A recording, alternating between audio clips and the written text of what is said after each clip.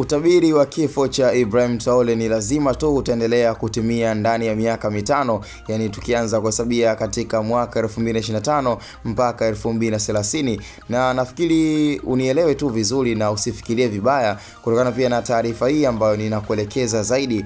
Kiuhalisia na ukweli ni kwamba acha tusifiche, yani acha tuzungumze kile kinachoendelea kuwepo. Kwa sasa Rais Ibrahim Traore ameendelea kuwa na maadui wengi, tena nikufahamishe katika jambo lililoza kuja na kuonekana kuwa ni jambo jipya baada ya viongozi wa dini kuanza pia kuingia kwenye changamoto ya kumchukia Rais Ibrahim Traore, na hapo nazungumzia mapapa, yani hapo makadinali na wale viongozi wa Kikatoliki ambao wamekuwa wakisapoti swala zima la mapenzi ya jinsia moja ambayo yanapingwa na Rais Ibrahim Traore. Na kama unavyojua dola inapoongozwa na kiongozi mkubwa wa maaskofu na kiongozi mkubwa wa Katoliki ambaye ni Papa, sasa hatujajua lengo ama dhumuni la Papa Robert ambaye ni papa mpya ambaye kwa sasa tunajua ndo aliyeshikilia nafasi na nyadhifa baada ya kuweza kufa marehemu Papa Francis, na kitendo ambacho kimeweza kuwapa nguvu viongozi wa dini na kuona mwamba anataka kuwapanda kichwani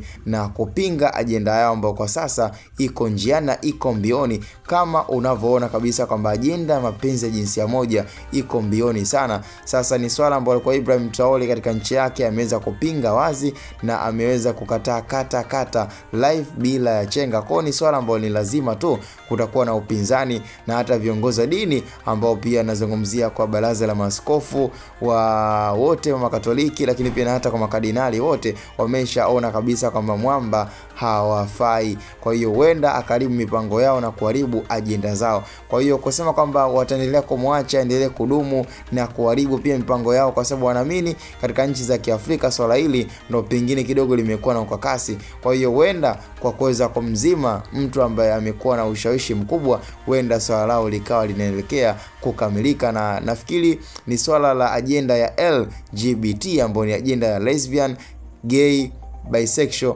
transgender. Kwa ni swala ambalo huenda likawa linaonesha dalili ya wazi kwa utabiri wa kifo cha huyu mwamba Ibrahim El Capitano, mwamba Ibrahim Traore. Cha msingi bwana, tukutane kwenye comment ni Hatoboy Media, short information.